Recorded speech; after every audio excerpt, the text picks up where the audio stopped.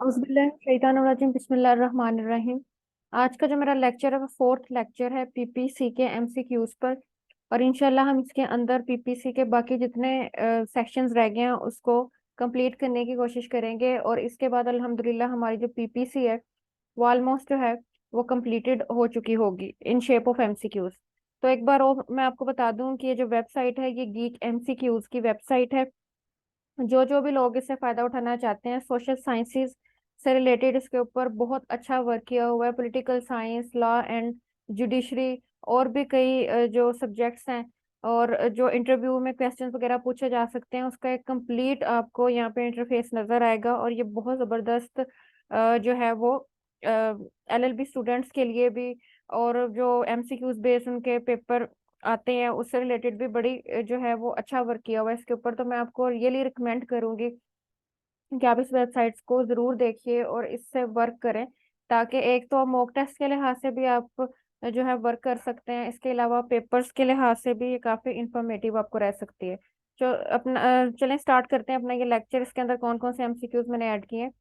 Section है 337 of PPC deals with heart, यानी कि ये कौन सी काइंड है जिसकी हार्ट की डेफिनेशन फॉल करती है और उसकी जो यहाँ पर सजा है वो क्या हो सकती है।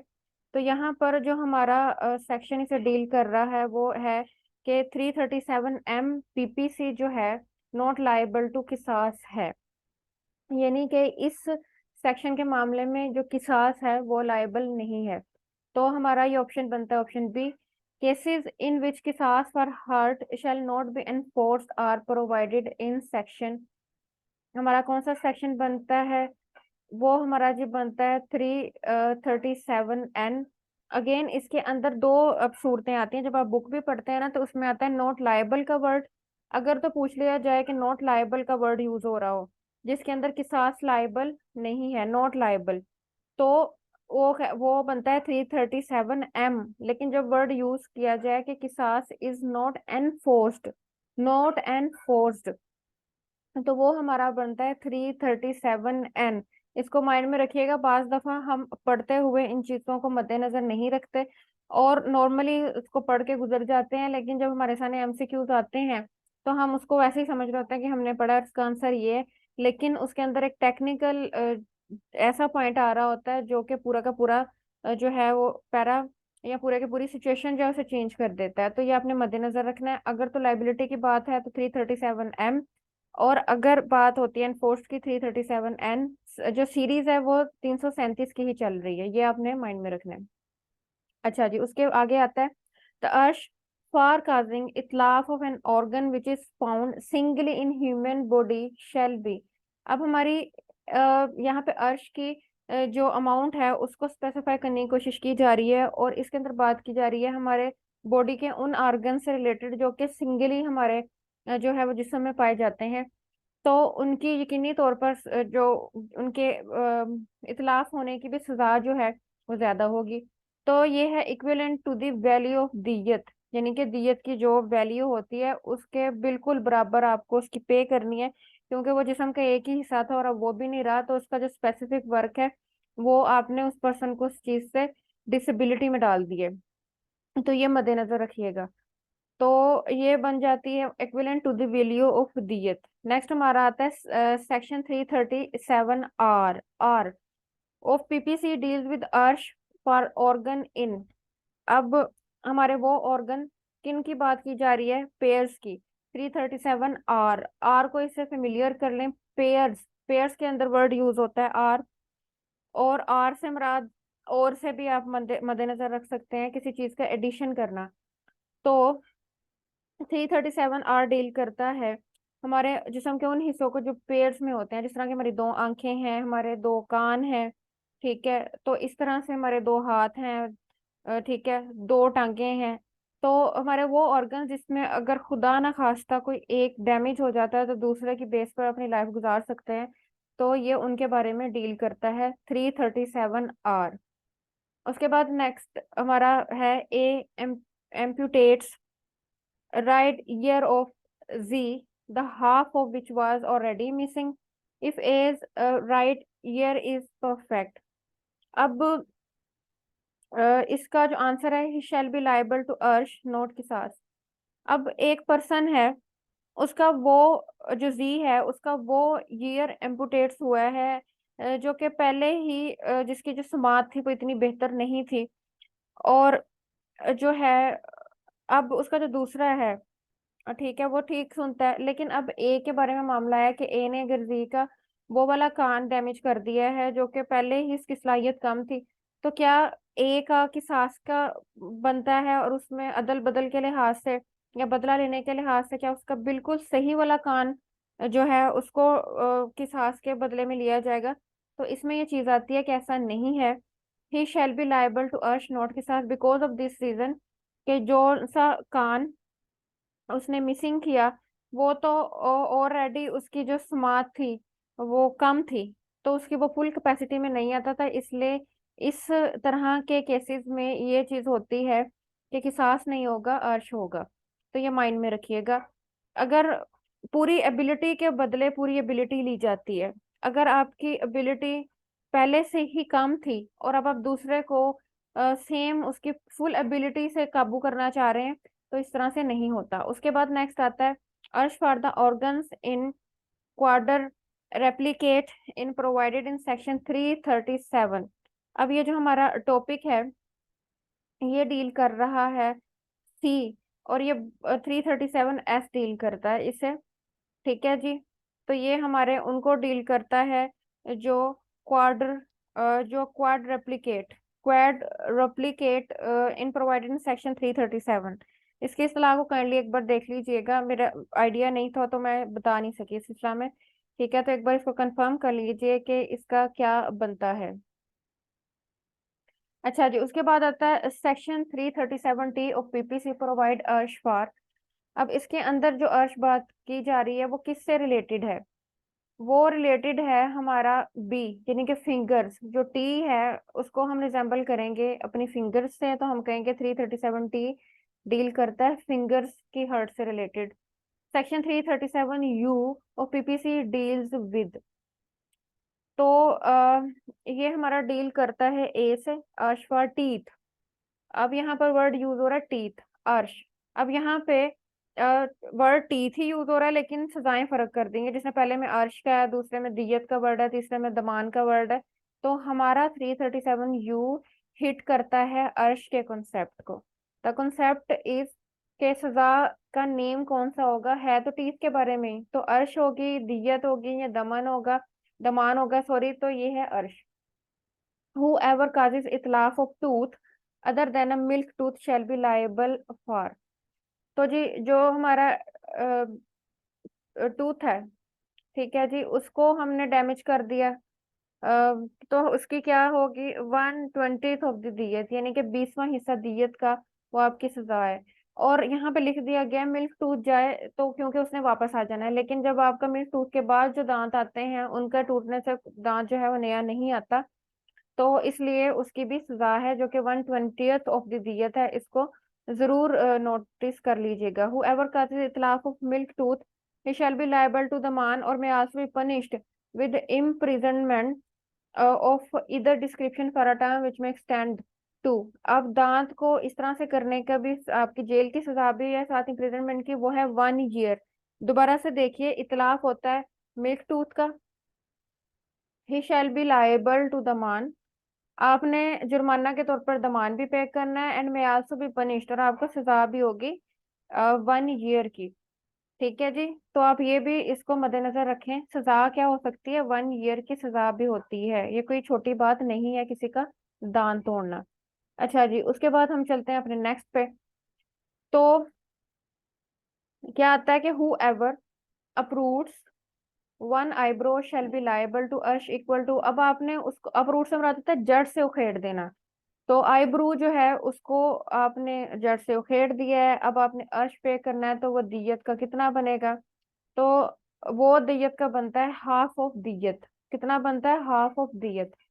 तो एक बार दोबारा देख लें कि ये भी एक सजा है, ये छोटी चीज नहीं है। हम बता सकते हैं कि भाई हमारे पीपीसी में इसकी भी सजा है कि अगर आप आईब्रो किसी का अपरूट करते हैं तो उसकी सजा हाफ ऑफ दियत है। उसके बाद है 8 twice stamps the on his thigh. Both the wounds are so close to each other that they form into wound. A shall be liable to us separately for every wound liable to us for one wound only. तो इसका आता है B. अब इसमें ये चीज आती है कि मोस्टली अगर किसी ने इस तरह से डैमेज किया है कि दोनों जख्म आपस में मिल रहे हैं, ठीक है, जिस तरह किसी का कोना थोड़ा सा नजर आ रहा है कि जी वो उससे अलग है, लेकिन दिखने में लग रहा है बहुत करीब करीब मारे हैं, जो हर्ट किया है या कुछ भी किया है, तो उसको जो है मर्ज कर लिया जाता है। तो ये मर्जर का एक कॉन्सेप्ट कहलाता है हार्ट के अंदर। तो फिर वो अक्सर ये क्वेश्चन मोस्ट इंपॉर्टेंट क्वेश्चन है, तो वो लायबल टू अर्श होता है फॉर वन वाउंड ओनली। तो उसे हम कंसीडर करते हैं कि एक जख्म ही आया है, तो उसको ऐसे डील कर लिया जाता है। The ash may be payable in a lump sum or in installments spread over a period of dash from the date of final judgment। अब हम इसको देख रहे हैं कि इसकी क्या है, दोबारा देखें कि एक तो चीज पूछी जा सकती है कि अर्श को क्या अगर हमने पे करना है तो लंप सम में करेंगे या हमको इंस्टॉलमेंट्स में भी कर सकते हैं। तो जनाब में अर्ज है कि लंप सम में और इंस्टॉलमेंट्स दोनों में ही किया जा सकता है, लेकिन अब जो पीरियड आपको दिया जाएगा अगर इंस्टॉलमेंट्स का देता है तो वो दिया जाएगा 5 ईयर। यानी कि अगर आप लमसम में पे नहीं करते तो इंस्टॉलमेंट्स का जो आपको टाइम पीरियड है वो 5 ईयर्स का है, और आपने 5 ईयर के अंदर अंदर अर्श पे करना है। क्या पे करना है? अर्श पे करना है। As per section 337Y of PPC, the value of demand may be determined by। अब ये देख लिए Y का कॉन्सेप्ट है, तो ये जो है डील करता है हमारा कोर्ट के ऊपर। कोर्ट का क्या आता है? 337Y डील कर रहा है, 337Y डील कर रहा है, और PPC the value of demand may be determined by the court. Court जो है वो इसका सही आंसर है। दमान may be made payable in lump sum instalment within a period of, हम जो है पहले ऊपर अर्श का पढ़ के आए थे, और इसका भी 5 ईयर ही है। ये देख लिए, अर्श का भी वही है और दमान का भी 5 ईयर ही बनता है। Next, whoever causes a woman with child, some of whose limbs or organs have not been formed, to miscarry, if such miscarriage is not caused in good faith for the purpose of saving life of the woman or providing necessary treatment to her, is said to cause। अब इसमें situation ये बताई गई है, ये offence की sense क्या है पहले हमको बता दूं कि एक वुमेन जो है वो हमल के साथ है, वो प्रेग्नेंट है, लेकिन जो बच्चा है उसकी लिम्स और ऑर्गन्स वगैरह फॉर्म्ड नहीं हुए और उसका मिसकैरेज कर दिया गया है। मिसकैरेज की बुनियाद ना तो गुड फेथ है, ना कोई ऐसा पर्पज है जिसका मकसद ये था कि वुमेन की लाइफ सेव की जाती। तो ये एक ऑफेंस है।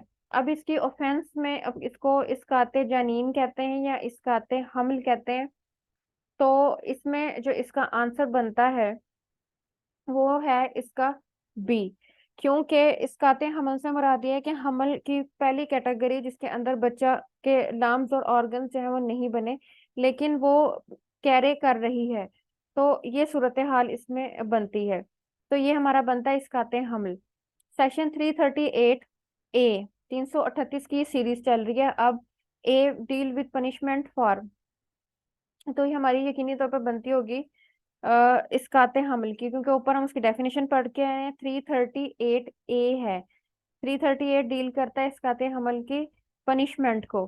ठीक है जी, इसकाते हमल की डेफिनेशन देख ली, इसकी पनिशमेंट जो है 338 ए में हमें मिलेगी, 338 ए में।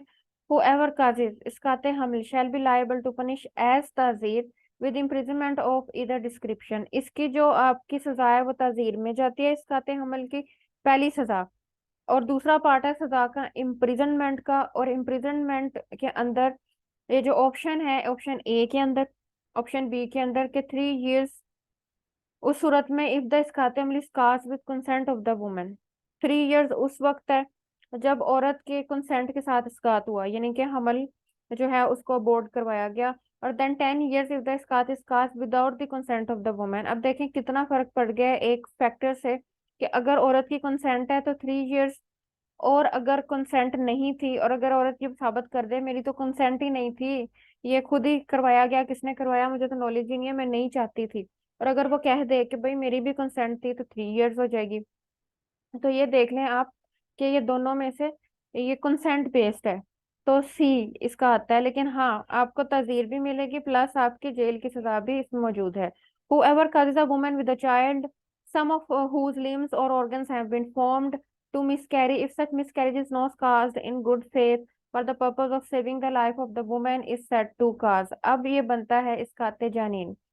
जानीन से मुराद ये आता है कि किसी इंसान का उसके लिम्स और ऑर्गन्स, अरेबिक वर्ड है in my point of view, और जहां तक मेरी सेंस जाती है तो जनीन से मुराद ये आता है जन्म से और कुछ इस तरह के किसी इंसान की बुनियाद का बनते रहना, उसके लिम्स और उसके ऑर्गन्स का शो हो जाना।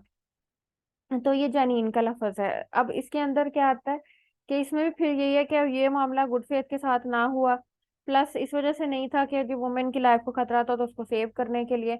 तो ये इसकाते जनीन है। अर्श एंड द मान shall payable to victim and if he dies to.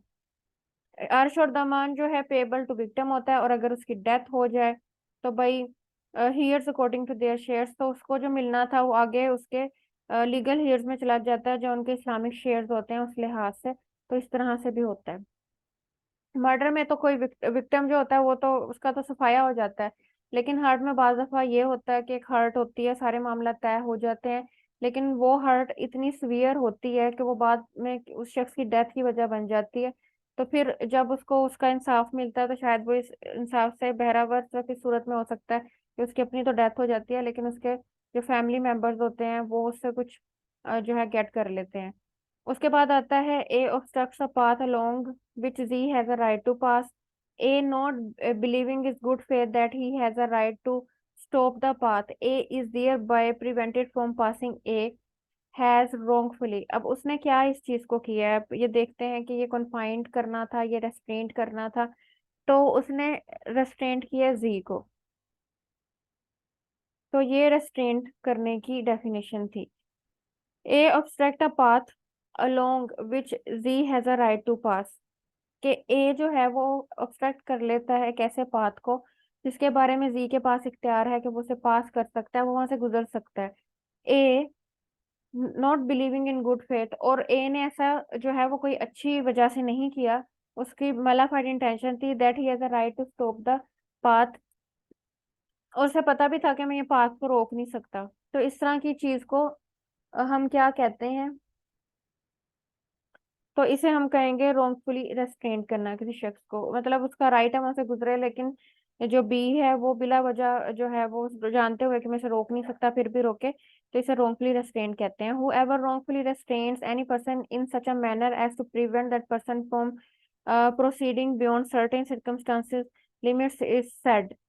तो इसका बनता है रोंगफुली टू कन्फाइन दैट पर्सन। अब वो क्या करता है कि ना सिर्फ उसे वो रोक रहा है बल्कि वो उसका जो अहाता है उसको भी तंग करने की कोशिश कर रहा है, वो उसके इर्द गिर्द भी घेरा डालने की कोशिश कर रहा है। तो इस तरह की सिचुएशन को हम कहते हैं कि उसने रोंगफुली कन्फाइन करने की उसे कोशिश की है, कि एक तो उसके लिए रास्ता भी रोका, दूसरा ना सिर्फ रास्ता रोका बल्कि उसकी सिरकमस्क्राइबिंग जो है उसकी लिमिट्स भी उसने मुतय्यन किए हैं कि जब ये पर्सन यहाँ तक आएगा तो इसको मैं कैद कर दूंगा या किसी तरह से कन्फाइन कर दिया जाएगा। तो अब आता है ए causes Z to go within a walled space and locks Z in। Z is thus prevented from proceedings in any direction beyond the circumscribing line of wall A wrongfully। अब क्या उसने किया है, उसने किया है कॉन्फाइंस किया Z। किस तरह से कॉन्फाइन किया है, जहां पे वर्ड आ जाए आएगा सिरकमस्क्राइबिंग, सिरकमस्क्राइबिंग लाइन, यानी कि एक ऐसी चीज आ गया जिसके आगे आप नहीं जा सकते, आप आगे नहीं दौड़ सकते, आप आगे नहीं चल सकते, एक खत्म हो गई है वहां पे चीज, आपने वहां पे स्टॉप ही स्टॉप करना है। तो इस तरह की स्टेट जो है उसे कन्फाइन करना कहते हैं। Punishment for wrongful confinement is provided. तो ये हमारी बनती है ए। उसके बाद आता है ए smikes his fist at Z, intending and knowing it to be likely that he may thereby cause Z is to believe that A is about to strike Z, um, A has committed। ये हमारा बनता है topic assault का। उसने यानी कि आप ये समझें कि उसने जो ए है उसने फिस्ट इस लिहाज से उसको किया कि जी को जो है वो डरा देगा और वो स्ट्राइक करने के करीब है उसे, तो ये अजॉल्ट की शेप में आता है। Section 352 of PPC provides punishment for 352 deal करता है ए को असाल्ट को। 352 ये हमारा जो है पीपीसी क्रिमिनल का ही कॉन्सेप्ट है। ठीक है, तो ये हमारा सब्सटेंटिव लॉ है, इसे भी मद्देनजर रखिएगा कि पीपीसी हमारा सब्सटेंटिव लॉ है। जब हम इसका प्रोसीजर देखेंगे तो वो कोड ऑफ क्रिमिनल प्रोसीजर में हमें मिलेगा कि क्या इसके ऊपर ट्रायल चलेगा, किस कोर्ट में चलेगा, कहाँ बेहतर प्लेटफॉर्म है, सजा कैसे होगी, क्या जुर्माना होगा वगैरह। तो वो जुर्माना जो हम यहाँ पे पढ़ते हैं, सजाएं पढ़ते हैं, उसको इम्प्लीमेंटेशन कहाँ पे करनी है वो हमें सीआरपीसी बताता है। whoever assaults or uses criminal force to any woman intending to outrage and knowing it to be likely that he will thereby outrage her modesty shall be punished with imprisonment for a term which may of 2 years। यानी कि आप assault करते हैं women को, उसके साथ use कर रहे हैं क्रिमिनल फोर्स को, मकसद आपका क्या है कि आप आउटरेज करें, और आप साथ जानते हैं कि मैं ऐसा एक्ट करूंगा ये उसकी इज्जत को मजरूह करने के बिल्कुल इक्वलेंट है। तो इस तरह के जो कॉन्सेप्ट है उसकी सजा आपको होगी, इस तरह के अमल की आपको सजा होगी 2 years की। whoever assault or use criminal force to woman and strips her of her cloth। अब आप यहाँ पे assault भी यूज कर रहे हैं, यहाँ पे यूज ऑफ क्रिमिनल फोर्स भी है, और आप उस औरत के कपड़े फाड़ने की कोशिश कर रहे हैं। In that condition exposes her to public view. मकसद आपका ये है कि आप उसकी इज्जत, उसकी बेहुरमती करें, एक्सपोज कर दें उसे पब्लिक के अंदर। तो आपको ये क्या सजा इस चीज की मिल सकती है? तो भाई इसकी सजा है with imprisonment for life, shall be punished with death. एक तो डेथ है, और अगर डेथ नहीं होती तो इम्प्रिजनमेंट फॉर लाइफ। तो क्या कहने का मकसद ये है कि अगर आप वुमेन की मोडेस्टी को इस लिहाज से इस हद दर्जा तक नुकसान पहुंचाने की कोशिश करते हैं तो फिर आप अपनी जिंदगी से गए। या तो आपकी सजा मौत है, या फिर दूसरे में आप जेल में gulf सड़ेंगे। Whoever resorts or uses criminal force to any woman and strips of her cloth, exposes her to public, shall be punished under section। अब हमने अपना सेक्शन बताना है, तो ये हमारा सेक्शन बनता है 354A। रिसेंटली रिसेंटली बल्कि अब कुछ अरसा हो गया है, वो आयशा अकरम का केस था जो कि मीनार पाकिस्तान पे हुआ था। तो वो कुछ इसी तरह की ऑफेंस फिर उसके अंदर ऐड करके क्या किया गया, क्या नहीं हुआ, उसका तो मुझे कुछ इतना इल्म नहीं है अब। लेकिन खैर उसमें ये चीज थी कि इसी ऑफेंस को लगाने का कहा जा रहा था। Section 359 PPC provide dash kinds of kidnapping. तो किडनैपिंग की कितनी काइंड्स हैं इसके अंदर आता है ए 2 काइंड्स ऑफ किडनैपिंग का कॉन्सेप्ट इसके अंदर आ जाता है हमारा। माशाल्लाह से बहुत एमसीक्यूज हैं, अगर आपने इस सब्जेक्ट को बहुत अच्छे अंदाज में पढ़ना है तो ये वेबसाइट जो है इसने जैसे कहते हैं कि खुल के हर टॉपिक को जो है उसके ऊपर से एमसीक्यूज बनाने की कोशिश की है। और अगर आपके पास बुक ना भी हो और आप पीपीसी को प्रिपेयर करना चाह रहे हैं, ये ला के जिन जिन सब्जेक्ट्स को जो इधर दिए गए हैं प्रिपेयर करना चाह रहे हैं, और बड़े अच्छे से और जबरदस्त तरीके से प्रिपेयर कर सकते हैं। अच्छा जी, उसके बाद आता है हमारा 181। A person lawfully entrusted with the care of or custody of a minor or other by a court is called। एक ऐसा शख्स है जो lawfully entrusted है, यानी कि उसको ऊपर ट्रस्ट किया जा रहा है, उसे ये राइट हासिल है कि वो कस्टडी करे, केयर करे बच्चे की। तो उसके इस टर्म को क्या कह सकते हैं? वो नेचुरल गार्डियन कहलाता है, या लॉफुल गार्डियन, या इन दोनों में से कोई भी नहीं? तो ये लॉफुल गार्डियन है। अगेन देख लें कि वर्ड यूज हो रहा है एंट्रस्टेड विद द केयर और कस्टडी ऑफ माइनर और other by a court is called lawful guardian. उसके बाद आता है हमारा सेक्शन 360 पीपीसी डील्स विद, किससे डील करता है? तो हमारा इसका आता है किडनैपिंग फ्रॉम पाकिस्तान। 360, 360, और पंजाबी में से कह सकते हैं 360 डील करता है किडनैपिंग फ्रॉम पाकिस्तान। तीनों जबानों को अंदर मिलाने का मकसद ये है कि आपको बेहतर तरीके से याद रहेगा। तो 360 जो है वो डील करता है kidnapping from Pakistan. Who ever by force compels और by any deceitful manners, deceit करना का मतलब है धोखाधड़ी के साथ, फरेबी के साथ, induce any person to go from any place is said to dash that person। तो इससे मुराद क्या आता है? इससे मुराद आता है अबडक्ट करना। अब ये एक होती है किडनैपिंग, एक होता है अबडक्ट करना। अब किडनैपिंग का जो कंसेप्ट है मोस्टली जो है वो किड्स के लिए यूज होता है। जो लोग किड यानी कि किड के सिनेरियो में आते हैं, जब उनको उठा लिया जाता है तो उसे कहते हैं किडनैपिंग। और जब किड की उम्र से ज्यादा बड़े लोगों को उठाया जाता है तो उसे हम अबडक्शन कहते हैं। उसमें क्या होता है कि डिसीटफुल मींस इंड्यूस किए जा सकते हैं, मतलब दूसरे से फ्रेब के लिहाज से उसे जो है वो अंदर लाने की कोशिश की जाती है, किसी ना किसी तरीके से जाल में फंस जाए। Section dash deals with definition of abduction. अब बात आ गई है हमारी अबडक्शन की, तो 362 362 डील करता है इससे related. 362 punishment for kidnapping as provided in section 363 PPC is. तो हमारी ये बनती है पनिशमेंट किडनैपिंग की, अगर देखी जाए तो 7 years है। यानी कि अगर कोई शख्स किसी को किडनैप करता है तो वो 7 years जेल में एंजॉय कर सकता है। उसके बाद आता है सेक्शन 365 डील्स विद किडनैपिंग और अबडक्शन फॉर। अब आप 365 उससे और हाथ आगे है, और वो हमें बताता है कि भाई आप किस चीज के लिए जो है अबडक्शन कर सकते हैं। रैंसम के लिए कर रहे हैं, एक्सटॉर्टिंग प्रॉपर्टी के लिए कर रहे हैं। तो 365 जो है ये डील करता है, यहाँ पे लिखा हुआ है नन ऑफ अबव। तो काइंडली इसको जरा 365 को देख लीजिएगा और मैं भी क्लियर कर दूंगी कि किडनैपिंग और अबडक्शन जो है इसके अंदर 365 किस चीज को बेसिकली डील कर रहा है, या कि दोनों को डील कर रहा है। मेरे नजदीक ये चीज आती है कि नन ऑफ द अबव नहीं बनता, इसमें दोनों फैक्टर भी शामिल होंगे या कोई एक फैक्टर शामिल है। उसके बाद आता है section 365 A of PPC provides. A आ गया punishment of death or imprisonment for life in case for. अभी हमारी दो सख्त सजाएं हैं, ये इन दो में से किसके लिए है? तो है kidnapping for extorting property valuable security, और abduction and kidnapping for extorting property. यानी कि आप किसी शख्स को अगवाकारी करते हैं या उसे किडनैप करते हैं कि उससे प्रॉपर्टी छीन सकें, उसकी प्रॉपर्टी को उससे छीन सकें, अपने नेम करवा सकें, या कुछ इस तरह करवा के, उसे डरा धमका के, कैद करके या ब्लैकमेलिंग करके उससे अपने उससे प्रॉपर्टी लेनी है। आपका मकसद ये है। Section 365 B PPC deals with. ये किसको डील करा? 365 बी ये डील करता है kidnapping and abducting women to compel for marriage. यानी कि 365 बी, बी का अगर साथ लग गया उसको साथ बीबी से अपने माइंड में रख सकते हैं कि औरत की बात हो रही है।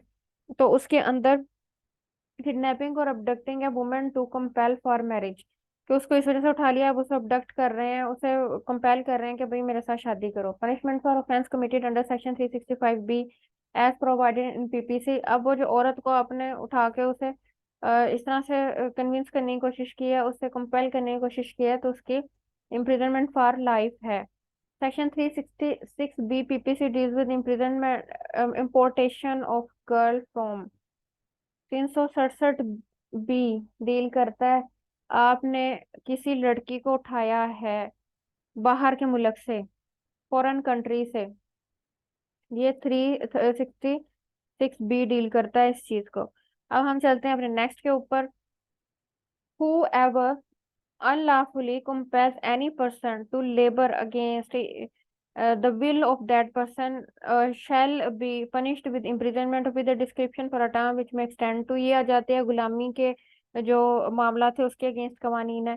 तो आप किसी शख्स को मजबूर कर रहे हैं लेबर करने पे और अनलॉफुली कंपेल करते हैं, तो आपकी पनिशमेंट क्या होगी? 5 years और विद फाइन। इसके साथ आता है सेक्शन 375 डिफाइंस किस चीज को करता है? 375 तो वो हमारा जो है वो डील करता है रेप के बारे में। उसके बाद हमारा नेक्स्ट आता है as per section 375 PPC there are dash ingredients of rape. तो भाई हमें बताइए कि रेप के इंग्रेडिएंट्स जो है वो कौन से कितने होते हैं, जिसे जिसे हम कहेंगे कि भाई ये ऑफेंस तो रेप के लिहाज से कंसीडर होती है। तो आपके पास जो रेप है उसके 5 इंग्रेडिएंट्स का होना जरूरी है। उसके बाद है dash is sufficient to constitute the sexual intercourse necessary to offence of rape. तो अब ये सीरियस बात आ जाती है कि अगर जिना के इंटरकोर्स को साबित करना हो तो उसके लिए कौन सा एक्ट नजर आना जरूरी है? ब्लीडिंग, टचिंग या पेनिट्रेशन? तो पेनिट्रेशन जो है वो इसका सही वर्ड है।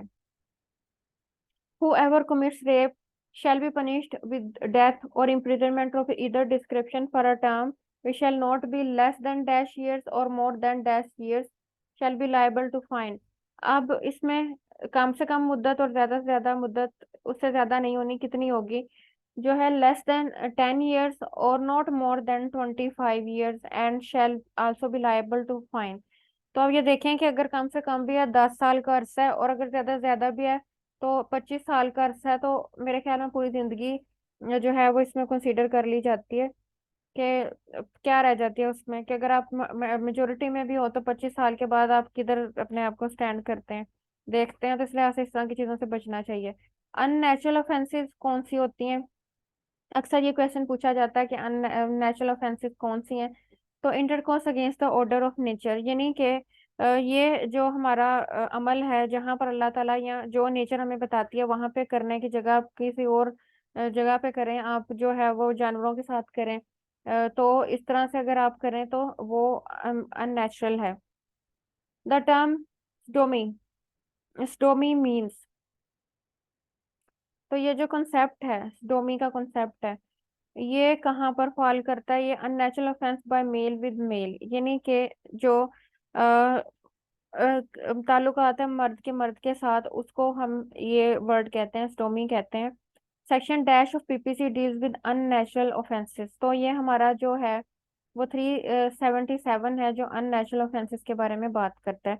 Whoever intending to take dishonestly any movable property out of possession of any person without that person's consent, move that property in order to such taking is said। अब आपका डकैती वाला कॉन्सेप्ट इसके अंदर आ रहा है और बाकी सारी चीजें, तो ये हमारे 199 से आगे ये वाली ऑफेंसेस जो है वो शुरू हो जाती हैं। और जरा गौर से सुनिएगा, क्योंकि ये सारी कुछ कुछ वर्ड्स के लिहाज से और फैक्टर्स के लिहाज से एक दूसरे से फर्क कर जाती हैं। whoever intending to take dishonestly any movable property, यहाँ पे आपकी इंटेंशन क्या है? डिसऑनेस्टली आपने लेनी है movable property out of the possession of any person without the person consent. उस शख्स से आप हासिल कर रहे हैं जिसकी कभी कंसेंट नहीं होगी कि वो आपको दे। मूव्स कर गए हैं, आप उससे ले चुके हैं। That properties in order to such taking, इस तरह की जो आप टेकिंग करते हैं उसको आप कहाँ पे फॉल करेंगे? तो वो बनती है थेफ्ट, ये थेफ्ट है। मूवेबल प्रॉपर्टी का जहाँ पे वर्ड यूज होता है वो थेफ्ट में फॉल करेगा। whoever commits theft shall be punished in imprisonment for a term which may extend to, ठीक है, आपने थेफ्ट किया तो आपकी सजा क्या होती है? इस्लाम में तो हाथ काटना है, लेकिन यहाँ पर सजा जो है वो बनती है ऑप्शन बी, जो कि है 3 years। तो यहाँ पर सजा है 3 साल का अरसा थेफ्ट की, और इस्लामिक पॉइंट ऑफ व्यू के लिहाज से हाथ काटना जो है वो इसकी सजा बनती है। अच्छा जी, उसके बाद आता है हमारा next. A finds a ring belonging to Z on a table in the house which Z occupies here in Z's possession that as sorry, and if A dishonestly remove it, A commits। अब क्या होता है इसके अंदर, वो देखिए कि A find the ring belonging to G on a table, कि ए जो है वो जो हमारी है रिंग, वो जी जी के टेबल पे पाता है, और जो ए है वो जी के घर में है, और जो घर है वो जी का है। Here the ring is in G possession, वो जी के पोजेशन में है। And if A dishonestly remove, और जो ए उसके घर में मौजूद है वो उसको अपने पास रखने की कोशिश करे, तो ये भी थेफ्ट की काइंड में ही आता है। A commits theft on property in Z's possession, and while committing theft, he has a loaded pistol under his garments, having provided this pistol for the purpose of hurting Z's in Z's should resist। अब उसने ना सिर्फ theft करना है, बल्कि उसने एक loaded pistol अपने पास रखी, और उसने सोचा हुआ है कि अगर मुझे कोई रिसिस्ट करता है तो मैं उसको हर्ट भी कर सकता हूँ। तो थेफ्ट प्लस उसके अंदर हर्ट का जो है वो भी मिक्सचर है। तो इस लिहाज से ये एक जो है ऑफेंस आती है 382। तो जब हम एफआईआर बनाते हैं तो उसके अंदर ये जो अनासिर हैं, ये एलिमेंट्स हैं, ये काफी ममदूआ मामल साबित होते हैं। अगर हमें इन चीजों का सही तरीके से आइडिया हो, तो हम बड़े अच्छे तरीके से, ये क्लियर कट हमारे माइंड में हो, तो हम जो एफआईआर है उसके अंदर जब दफात लिखते हैं तो बड़े अच्छे से उसे डील कर पाते हैं।